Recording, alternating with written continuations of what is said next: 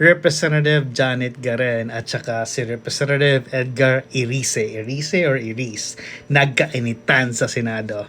Ang sabi ni Representative Janet, meron tayong sistema in terms of the budget, in terms of the project, pero nagkataon na daw na may mga taong umabuso. Kaya sila nakakuha ng mga maraming pera kung sa baga. Pero para daw marisolba ang problema, hindi tayo pwedeng magturo kung sinong may pakana. Dapat daw makita natin kung saan tayo or saan sa sistema ang pwedeng ayusin or to make some changes.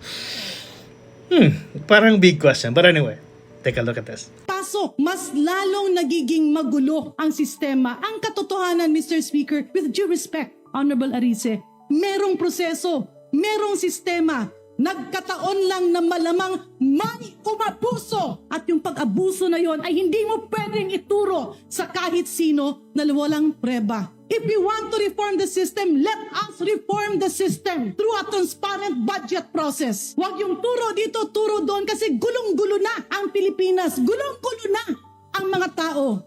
Let's base our comments, our statements on facts. Kaya balikan natin. Kung puputuli natin May I ang respond, puso na Mr. to. Speaker?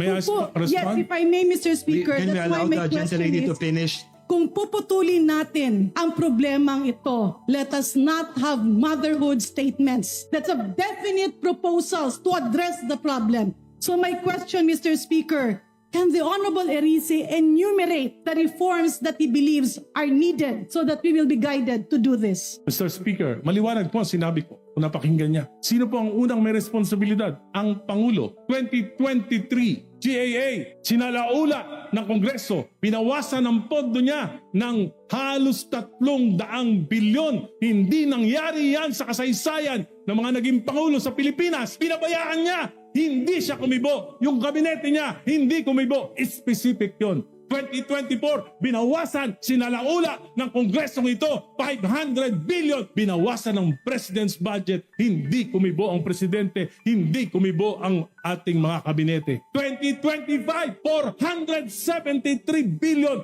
Pati yung mga pondo para sa mga flagship projects ng Pangulo inalis. Kaya na-delay na lahat ng mga proyekto. Hindi pa rin kumibo ang Pangulo. Hindi pa rin kumibo ang kabinete. Number one na may problema, command responsibility ang ating Pangulo. Very specific yan. Pangalawa, pinsan ng Presidente, ang ating Speaker noon, si Speaker Romualdez. Hindi ba sila nag-uusap? Mr. Speaker, distinguished colleagues. Pangatlo, Can we allow the gentleman to finish? Yes, please. Pangatlo, kitang-kita naman natin. Balitang-balita. Dalawa na nag-uusap sa pagbabago ng budget. Yung mga member ng BICAM, hindi alam. Sinabi ni Senate Finance Chief Grace po, pinirmahan niya lang pero hindi siya alam. Ang si Senate President Chis Escudero lang at si Chairman Saldico lang ang nag-usap. Regular ba yun? Hindi po regular yun. Maliwanag po yung mga sinasabi ko. Specific.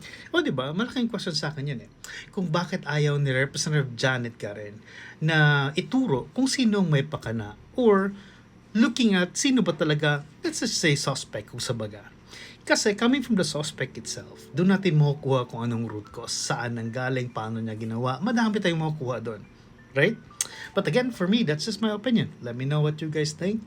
Medyo mainit na bakbakan ito, but medyo di lang ako sangayon sa mga sinasabi ni Representative Janet Garen. For you, like down in the comments, share this, follow.